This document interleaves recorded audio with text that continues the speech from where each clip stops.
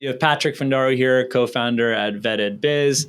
Excited to have on Scott Hoots, who's the president of QC Kinetix, as well as Casey Sietsema, who's a multi-unit franchisee with opening, I believe, his fifth location in the Texas market. Former client of QC Kinetix back in 2017. We'll go into the story of how he discovered the brand. But I just want to appreciate both you guys for joining today. Hey, Patrick, we're good to be here with you today. I've enjoyed speaking with you so far. Real pleased that you invited us on here today. Yeah, I'm happy to be here. Thanks for the invite, guys. I think it's cool, like having the president of the brand, pretty much the senior most executive of the franchise company, together with a franchisee who's living the day to day. It's a good dynamic. So, based on the question and flow, it might be better Casey answers or Scott, as it's kind of different divide and conquer functions that I've seen has worked well for you guys at QC Kinetix. Yeah, we'll figure it out.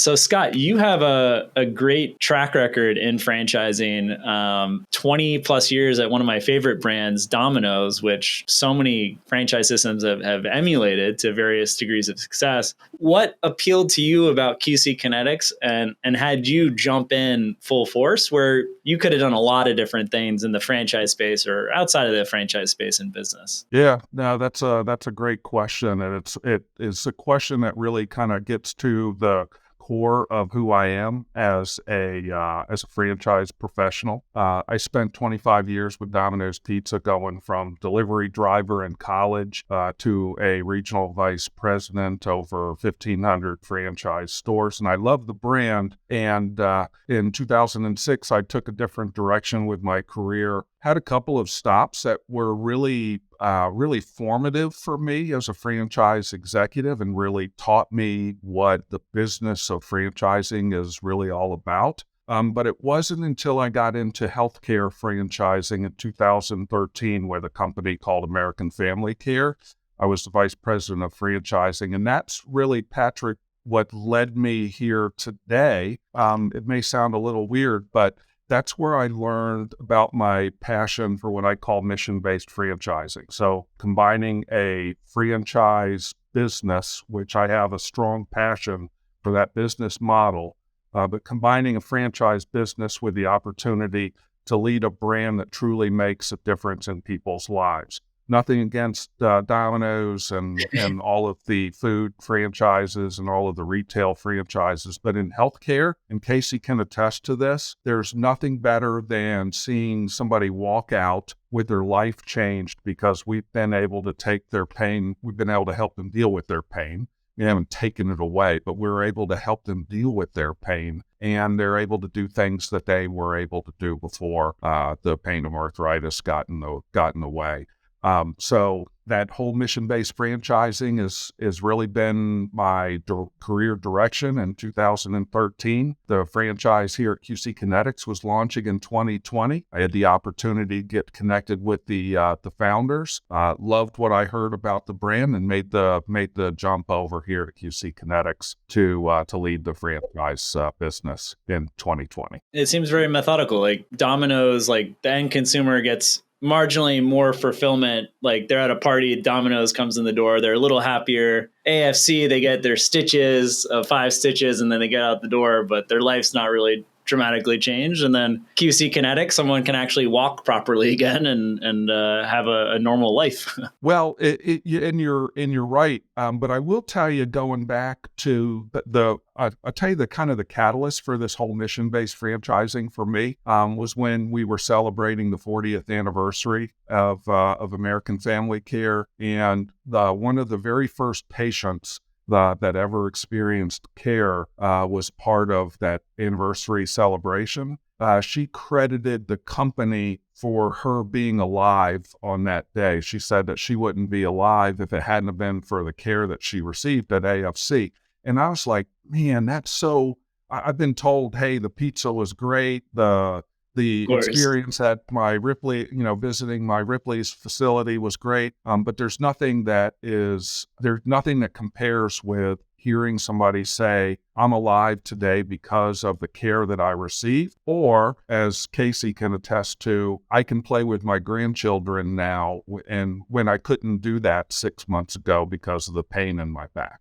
And Casey, let's talk a little bit about your experience, because as we were getting started with the podcast, you were a customer first of QC Kinetix. How did you find out about QC Kinetix and fly halfway across the country to have the procedure? Well, one of my buddies worked. So I went to my grad school in Florida, and one of my buddies worked in the Carolinas and was in orthopedics. And so, I've practiced orthopedics in the past as well, more in the office setting, less in the surgical setting. We did PRP and we did stem cells even in the practice that I was in, but it wasn't as comprehensive.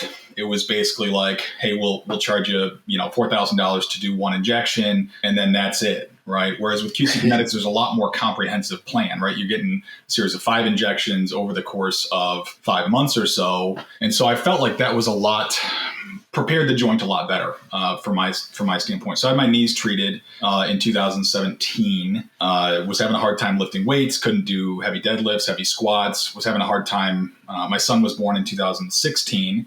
So I was having a hard time getting on the floor and crawling around with him as well. And so for me, it just really, what am I going to start doing? Gel injections and steroid injections in my 30s? No, I'm not going to do that, right? I'm going to have a knee replacement by the time I'm 42. So for me, it's really just about, if you're going to spend the money on it, find the best place you can to do it. Right. And so when first time we went out there for the consultation, my wife got a little vacation. And then subsequent treatments obviously didn't come out every time. She doesn't get 5 vacations, not in a year. So it worked really well for me.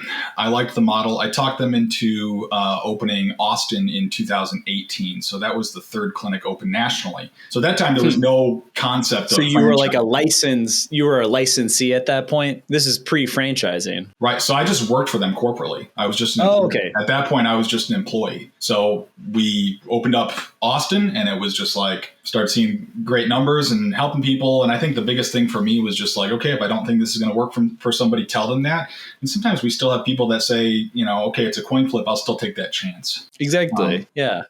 As long as someone has the money, it's like, I was talking to a friend that has resources, and she's thinking about different options after having knee issues for so many years, and different stem cell, options, whether it's like going to Panama and right. kind of more out there or doing US. Yeah. And I mentioned QC Kinetix to take a look at. But yeah, if you've gone through a lot of different options and you have the cash, like if it's not, nothing's 100% in life, but True. If it's 85%, like I would take those odds. Well, yeah. And I've seen a lot of surgeries not end up where people want them to either. You can get a knee replacement. Exactly. And I always nothing's 100%. Yeah. Once you get that knee replaced, the only thing they can do if it doesn't work well, you get an infection or whatever, is to remove that hardware and then do a second one, do a revision. Right. And so the chances of this hurting you are incredibly slim to none, right? Anytime you poke somebody with a needle, there's the downside. Correct. The downside, you lost some money, Correct. Which is considerable, but your body is intact.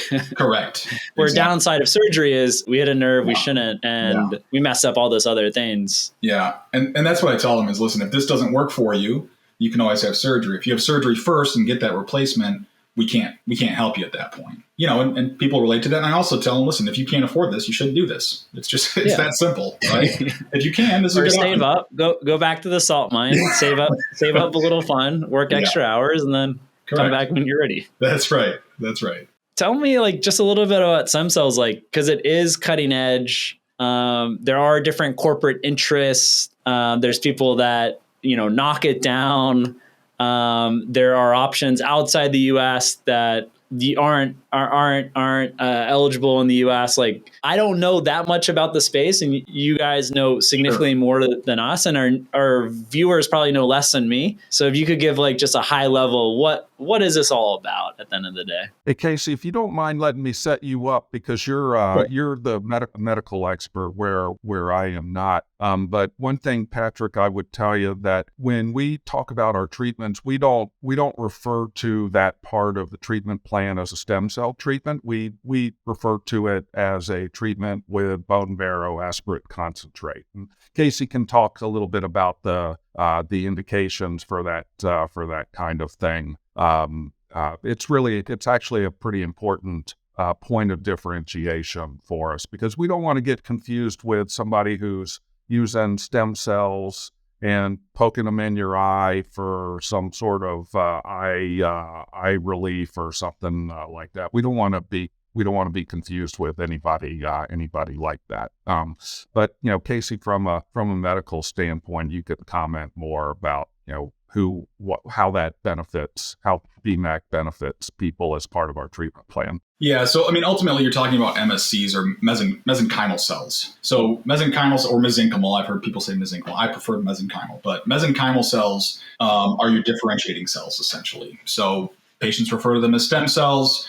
There are a lot of other places or clinics out there that would refer to them as stem cells as well. And for the premise of what we're talking about, essentially that's what they would be referring to as a mesenchymal cell. I tell patients this, we don't always know exactly whether you're going to grow tissue, whether you're going to grow a lot of tissue, how much you're going to grow, right? We're not going to give you a centimeter of cartilage back. That is for sure, right? That's not going to happen. However, there is a good chance we can make the tissue that's there healthier. We can make it stronger. We can make it less inflamed and less irritated. If you have a full rotator cuff tear, this isn't going to create a magical rainbow bridge that brings it back together. If you have a partial rotator cuff tear, well, the joints themselves don't have a whole lot of blood supply. And so by putting these cells, these healing properties back in the joint, you can stimulate healing in a much better way than you could if you don't do anything, and definitely much better than what you would get if you're doing steroid shots, which actually inhibit stem cell activity themselves. Very interesting. And how is the competition from other doctors? Because reviewing QC Kinetix online, most of the negative reviews were coming from your competitors that are just trying to bash you down. I got an interesting story about this, actually. Because you don't see that as much. You would think medical professionals would be up a level, and you don't see that often in other industries where two competitors are just having it out, and they're just trying to knock down the incumbents that the new company QC Kinetix that's growing like wildfire, 190 locations, and trying to knock them down. I got an interesting story about that, actually. I'm not going to tell you which competitor, but if you know the market well enough, you may know which one actually sent us a card to our Austin location saying, hey, and this is before they franchised, saying, hey, pay us $50,000 and you can use our name. And it just made me laugh. I'm like, well, they're not doing anything differently. They're saying they are. It's just about what kits you're using, what product you're using, and those types of things. There are a lot of differences in the kits, and I've gone through that myself as far as looking at concentrations of PRP, looking at concentrations of stem cells. Depth is important as far as when you're doing a bone marrow procedure. There's so much that goes into it that having a good knowledge base and having a good training system is super important. But yeah, listen, Burger King and McDonald's advertise against each other all the time, right? They want to tell you that the other person, it's not flame grilled, it's going to be trash, right? It's exactly the same thing. What we have done is we have accomplished and are accomplishing things that people want to do, but they don't have the wherewithal to do it. We've grown a network of offices which are providing care across the United States to tens of thousands of people every year. And the ones that talk trash about us are the ones that they have a nice little practice in whatever town that they're in, and they're truly jealous of what we have created. The fact that we have changed the face of the regenerative medicine world by being able to take this across the United States in a very process-oriented and caring way. And that's my take on why you've seen some of the negative comments out there. And you really have to dig in, because for me, it took a while to realize who's the reviewer, and then keep diving in. And I'm like, okay, so now this is a competitor. This isn't some researcher that's sitting in a lab that doesn't have a conflict of interest. This is Casey, there's a doctor in a state that Casey's familiar with. It may or may not be the state that Casey lives and operates in, but has a great practice and is very well respected. But is not able to deliver the care to as many people in a broad and caring way, and change the face of the healthcare environment, and that makes some people mad. Well said. And Casey, obviously QC Kinetix is providing you a lot, and you running a corporate location coming from the medical space, I imagine you could have potentially opened up your own clinic, not branded by QC Kinetix, but you did decide to franchise QC Kinetix, open up 5 locations. Could you tell us a little bit about that thought process of like the benefits of doing it with QC Kinetix versus just having your own independent clinic? Yeah, I think there's certainly, we have we have a physician as well, obviously, but I think there's a difference between saying, okay, we're going to have me and the physician that are going to make our own practice, right? And then try to go out and outspend QC Kinetix as far as advertising, or try to draw away, or even try to get the same pricing on kits and things like that, because if you're not a distributor, they're going to charge you an incredible amount of money for that. Well, I'm sure we'll get to that later down the road also. But just from a standpoint of having that national structure behind you, I think that's very important. And they have an entire council of physicians that determine treatment plans, that determine what products we're using, that some people's job is only to find the best equipment out there to make sure that we're on the top of the line. It's the question is, am I okay paying the franchisor fees to have that backing? I think it's a good deal. So it comes down to what they provide you, and then so you can then just focus on the operations and hiring staff, while Scott and his team at the corporate office can focus on negotiating contracts and dealing with a lot of the other activities that can't be handled physically in person by you as a franchisee. Correct. Well, and even just from a structure and size standpoint, and if somebody asks, well, how long have you been doing this? Okay, well, I've been doing this for 5 years now. Well, how long has QC been doing it for? Well, they've been doing it for longer than that. And even the guys that started this have been doing that even longer than QC was around. So you're leaning on the wealth and experience of not only myself and the physician that we work with, but also the wealth of experience from the people that started this company that already had experience prior to opening QC Kinetix in general. And then Scott, I understand from getting the clients in the door, you're leading the charge on the advertisement campaigns, negotiating with the radio stations. Could you tell us a little bit about how you get the franchisee open fast and get money, get the cash register going? Yeah, for sure. And that's really kind of one of the areas where our brand is unique, Patrick. So unlike most of healthcare, which refers or relies on referrals to bring new patients into the door, we believe in advertising our brand and advertising the value of the treatments that we can provide and the health benefits of the treatments that we can provide. And of course, we use all of the traditional new types of advertising methods, email marketing, digital marketing, social media, all of that.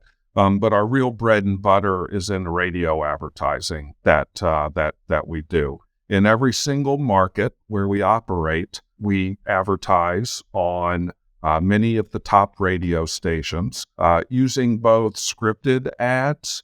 Some of them feature our national spokesperson, Emmitt Smith, Hall of Fame running back with the Dallas Cowboys. But a lot of them are live reads with local personalities that the people there in that market know and trust.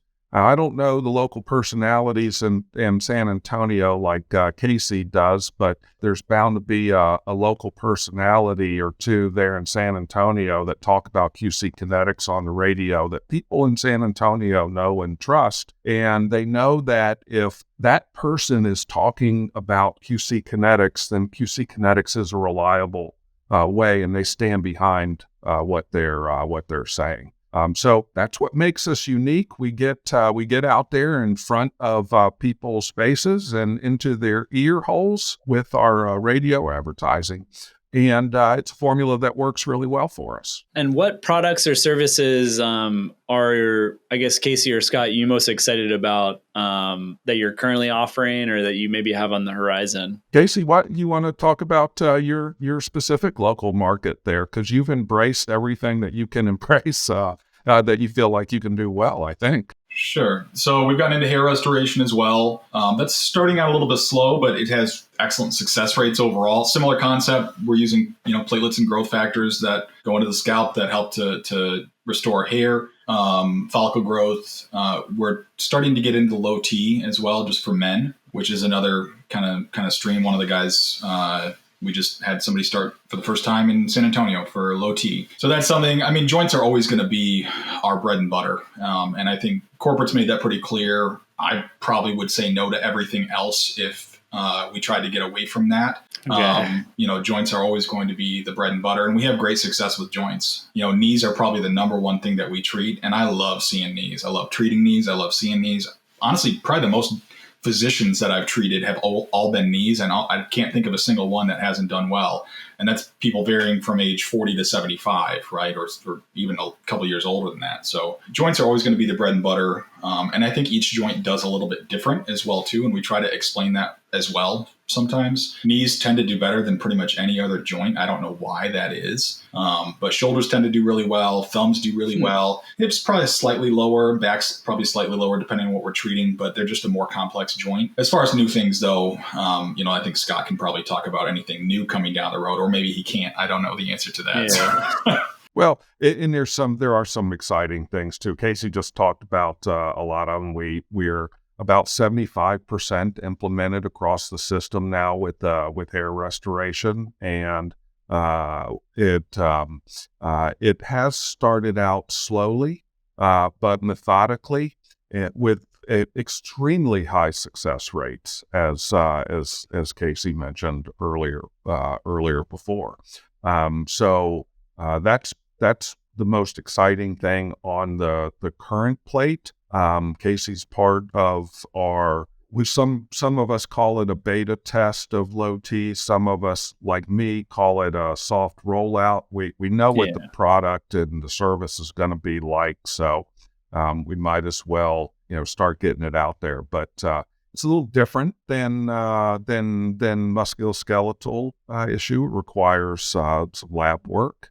A little, like I said, a little different, and we'll have some, we'll have some fun implementing that across the system. Well, it's complementary as well, also, where if you have low testosterone as a male, your ability to recover is not going to be as effective either way. So I think that there's a good complement to what we already do in that if you have low testosterone and you have joint pain, that may be a contributing factor as well. And then Scott mentioned like seeding the market, the radio ads, but you heal someone's knee. Like I would tell everyone I know, like, this is awesome. Like I'm running again. Yeah. So have you seen the fruits of that, Casey, for the Austin market? And you mentioned briefly at referrals, and we're not talking about doctors referrals like Scott mentioned, but I'm talking about patient to patient or patient to prospective patient referrals. Somebody yesterday start in San Antonio that was referred to us by somebody else.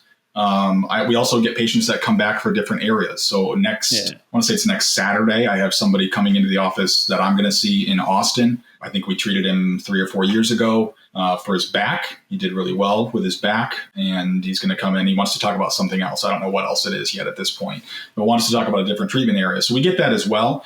Part of it too, though, is just the same as advertising in that when people call in and we explain to them the price, you're still going to have people that are like, yeah, I don't think I'm going to do that. Right. And so you can tell your friend, hey, go get your knees treated for $12,000 or $10,000, whatever it is. And they might be like, I don't know about that. But we do get a decent amount of referrals. It's not every single week, but I don't know, if we... That's true. Like it has to be someone that really has that dire need. And well, maybe they don't have it now, but they might have it in 4 years. And then they come to you guys. Right. Well, it's probably not going to be as impulsive of a thing unless it's like Correct. We had a rancher that paid for one of his farmhands to do his knee. Right. We treated him first a couple of years ago. Makes a lot of sense. Like that's a higher return on investment, making sure that he's able to be productive. And especially as opposed to waiting until that, if that person's limping around the farm or whatever, and waiting until that person is like, okay, well now we need a knee replacement, and now this person can't work for 6 months or 4 to 6 months while they rehab it. There's no downtime with this. It just takes 4 to 6 months for full effect, and it's going to work most of the time. It's a good investment in my opinion, right? But I'm a little biased. And then Casey, you see like opening up, like when do you have like a mental goal where like, I want to break even in 3 months, 6 months after opening up? Is there some kind of time frame? I want to be profitable right away, but I've also been doing this a while. So it's not really fair for me to say, okay, I think 3 to 6 months is a reasonable goal for most clinics to say, hey, we're going to be profitable within this amount of time. And I think it depends on so College Station opened up in January, and that was our 5th location. We just maxed out the advertising budget from the start, right? Because one, we know what we're doing here, and 2, why not, right? Whereas some people they dip their toe in the water instead of jumping in the pool. That's what I've seen, and it's like a failure of a franchise brand that I know down here in South Florida, and their franchise. They have a couple of franchisees opened up, and they didn't spend the money on marketing. You need to spend $30K. The franchisor is on them. You have to spend $30K, right? And of course, they spend like $2K, $3K, and then you have a prolonged scale up and person's on the edge and then starts making rash business decisions, not treating their employees as well as they should. And the business can implode. Well, you look at the stock market even today, the stock market tanked this morning. Are you going to sell all your stocks just because the stock market tanked? Probably not a good idea, right? So it's going to bounce back at some point. Probably just hold on to those and wait till you make a profit, right? Or start buying some yourself. Or start buying more, right? Exactly. So, yeah, I think that's the case. I think and I've had this conversation with other franchisees, there's going to be consolidation among some of the more successful franchisees who are going to take over these clinics for cheap and turn them into profitable. I think the other thing, too, is, first of all, South Florida, there's no reason you shouldn't be profitable in South Florida. I see you guys have a bunch open now. 0%. Yeah. And I think there already has been some consolidation, but there's no reason I went to my PA school in South Florida. If you can't make money in South Florida, there's a problem, right? You're doing something wrong. But there are other locations across the country, and I won't name any specifically. Sure. But there are other locations that have shut down where, I'm sorry, you bought a clinic in a market with 20,000 people and the average income is like 20 grand. I don't know what these people were thinking. And sometimes they're buying clinics out of state too. And they're like, okay, well, I'm 16 hours away from this market that I bought. Yeah. Okay. And that's the number one thing I see because I get all the emails from people when they sell them, they're trying to get people to buy them. Yeah. Because usually when you sell a franchise, you go first franchisor, franchisee, and then open market to the masses. And so some of the reason you see some of these ones getting sold for cheaper than what you think they'd be worth, and especially that's why they're on the open market and not purchased by another. Because you probably would have picked them up. Because I would have picked them up if they were worthwhile to open, right? But it's just like McDonald's, right? Or any Domino's we'll use, right? If you open Domino's in a really poor neighborhood, well, don't be surprised if your windows get smashed, right? Like there's a lot that goes into it, but if you don't know the market you're buying and you live 8 hours away, that's probably not a good recipe for success on your end. So there are things that stay local as much as possible, stay local, especially on the first ones. And how do you keep that disciplined approach? Because I think where a lot of people screw up in franchising is they don't want to reinvest. And like I've spoken to Dunkin' Donuts franchisees that they live pretty frugal lives and then they roll into the next location. And then all of a sudden they're not paying much taxes because they just keep reinvest, and they have 10 Dunkin' Donuts, which we're doing like $250,000 EBITDA, and they have a really nice empire. How do you say discipline? Because I think part is mental, and being like, hey, this cash is not for me, it's for the business. Yeah. For me, that's easy. So I'm Dutch. Dutch people are notoriously very monetary focused, I guess. And so for me, I just grew up that way. We didn't grow up wealthy. We didn't have a lot of money. I think my dad made $40K a year or something like that, which of course 20 years ago, it's not horrible, but it's also not super wealthy. And so my parents instilled into me, you get rid of all your debt first and then you make a decision. Right. And this isn't an ad for what's his name? The guy that says you got to pay off all your debt before you do anything else. I forget. I don't listen to that guy. One of those financial gurus. Yeah. I forget his name. He's one of those conservative, the guy in Alabama, right? I don't even know. Yeah. Well, one of my friends followed his stuff. And he's like, all right, we're going to pay off everything first. Ramsey. Yes. Dave Ramsey. Yes. That's it. Dave Ramsey. I don't follow that model, but I can understand people that need to, right? Where we live very conservatively. I drive an 8-year-old car. My wife has a slightly newer minivan for the kids. And we just take all the money and we go and reinvest in the next one. So we have 5 open now. We have a 6th one opening in 2 or 3 weeks. And then we'll have another one open probably in July or August. to get us to 7. So, I mean, you keep the part of the structure of this is keeping the overhead light, and that's why they're open 1 or 2 days a week. So we have one clinic that's open 2 days a week. Most of the other ones are open 1 day a week, and the reason for that is we can keep our overhead lower. People say, well, aren't you paying rent? Well, yeah, but I'd rather not pay for all my employees to be there 5 days a week if we're only seeing 5 or 6. It's like my brother and I justified our office expense, and we have a pretty nice office, 2,000 square feet here in Lincoln Road, Miami Beach, because it's partly sales, where we have a strategic partner come in and they come to our office, they feel confident, like it's not a WeWork, we're here to stay, and that gives confidence. And we're in a business and with strategic relationships, could be hundreds of thousands of dollars. Like there's different levels of investment, whatever, where you guys are also selling an expensive service, expensive product where if the consumer doesn't feel comfortable and the location's not great or not accessible, they're not going to move forward. Yeah. Like our College Station, our office is literally on the Texas A&M medical campus. Like we're in the building where they train the physicians. So pick your location well, pick your market well. Patrick was talking about staying disciplined in the business. And one of the things that I learned from Justin Kroll, Patrick Justin Kroll was one of the 3 co-founders. He's the business guy of the 3. When they were early on in QC Kinetix, when they had a good month or good couple of months, they would reinvest those profits back into advertising as opposed to pulling them out and going and spending on lovely dinners and cases of wine and cars and stuff. And Casey, I think you've kind of followed that same model to a degree, right? Where you have reinvested in your franchises as you have become successful. Yeah, and honestly, the overhead for opening one is not that much money. I mean, okay, got to buy a couple lasers and got to get a lease in place. And the biggest thing is whether or not you get, how much tenant improvement they give you on the lease. Yeah. Which I think in 2023 is going to be good. And that's part of our model. So, we try to keep opening costs low by targeting second generation medical office space. So second gen space is already going to have the guts of a medical office. It's going to have a waiting room and exam rooms built into it and all of that stuff. But our real estate team is also trained to go in and ask for as much TI allowance as possible. And that's one of the benefits of corporate is having this national real estate team too. They are incredibly helpful. As a future tenant, ideally, you're not the bad guy, like being super aggressive, negotiating with your future landlord. Right. You know what? And there are dogs about it too, Patrick.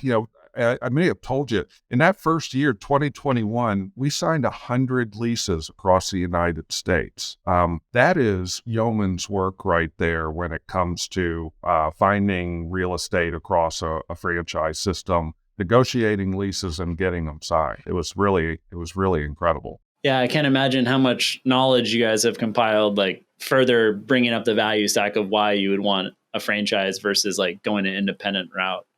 What have you learned, I guess, Scott, with your initial batches of franchisees and over the last 3 years? Like it seems, talking to Casey, like with his core values and experience, like it makes a lot of sense why he's having success with QC Kinetix. Like, what do you look for in franchisees, and how are you targeting that kind of ideal franchisee persona? Yeah, that's such a great question. The reason that Casey's been successful is that he is a passionate believer and executes our 4 pillars. Our 4 pillars are effective advertising, qualifying the leads to make sure that we can treat them and we can treat them successfully, the consultation process, and then excellent care. And Casey has shown that model works when you execute across all 4 pillars.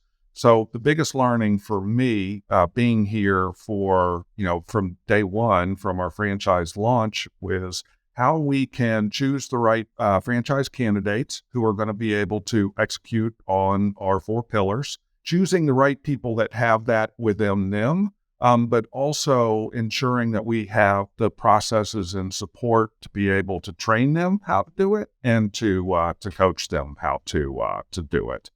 We've had a tremendous amount of learning over 2 years there. Yeah. We've applied that learning into support resources.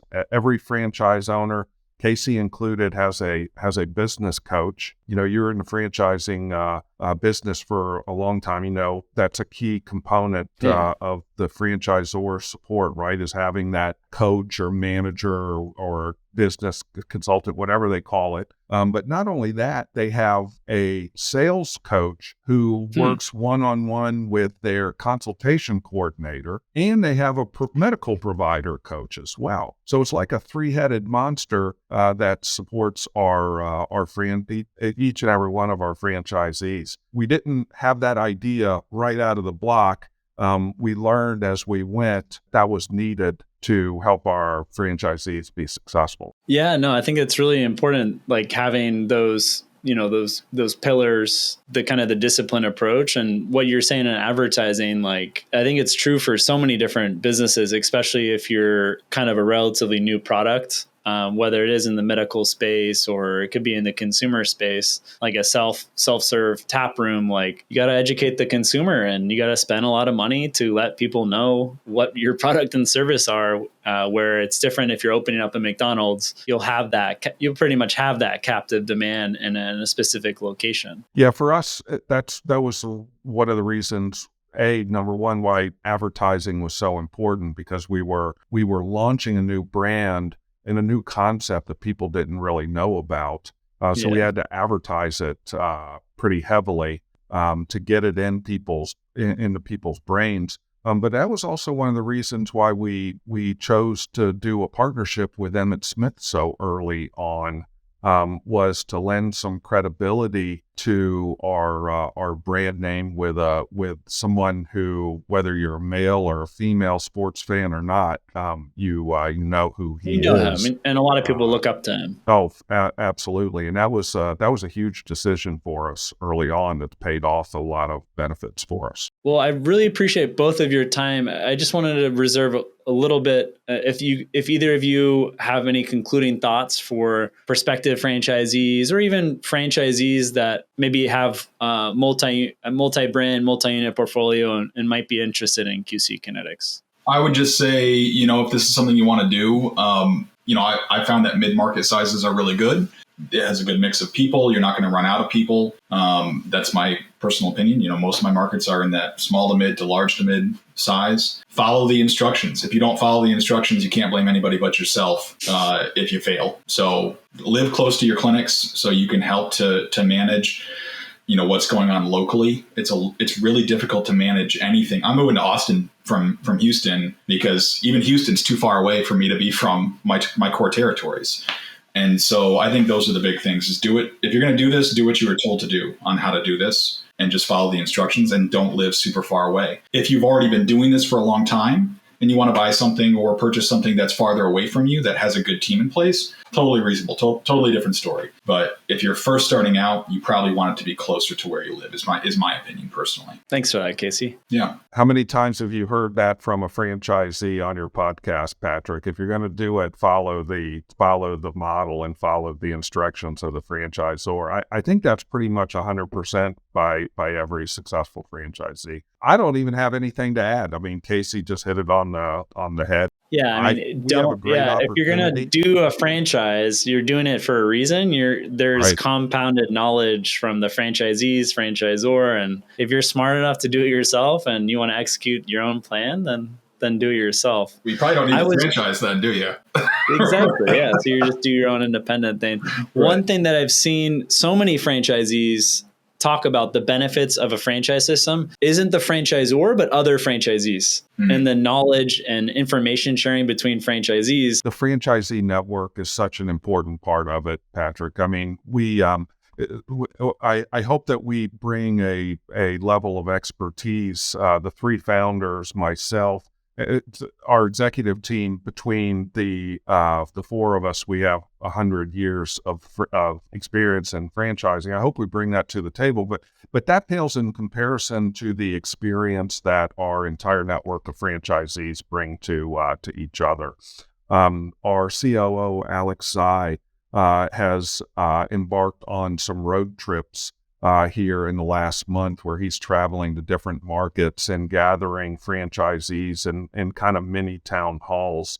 And it's been so phenomenal to get the franchisees together and get them cooking on the same, out of the same cookbook. And it's probably like that much more important, the early stage guys. Like Casey's been part of the system 6 years, so he might not derive as much value, but someone that's just signed the franchise agreement, like they're going to get a crazy amount of value until they, and honestly, I don't really contribute to LinkedIn, but I'll text the people in Texas and talk to them, talk to my local people, but otherwise there's other channels. The LinkedIn, that was the first time I saw that. I was like, is there something behind that? But not as much as you think on the LinkedIn, but it's we more so email and just text each other if we need something, sharing of resources, sharing of knowledge. And I visited a few other locations as well, just to kind of see how they operate and see, what can I do better to improve my clinics based on what this clinic is doing. And I've even had phone conversations with people out of state about that as well. I've had franchisees that call me. In fact, South Florida was one of the ones before they even opened that call me and asked me my opinion. So a lot of good that did, but yeah. Well, I just want to thank both of you for joining today. We'll be sure to include a link for QC Kinetix for anyone that's interested in a potential franchise opportunity. And Scott, Casey, thanks so much for joining today. Hey, thanks, Patrick. Thanks, Patrick. We really appreciate it. Anyone interested can go to qcfranchise.com. That's our franchise website, and learn more. But thanks so much for your time, and I appreciate your interest in our brand and me personally. It's been really nice getting to know you. Likewise, Scott. Really appreciate it. Awesome.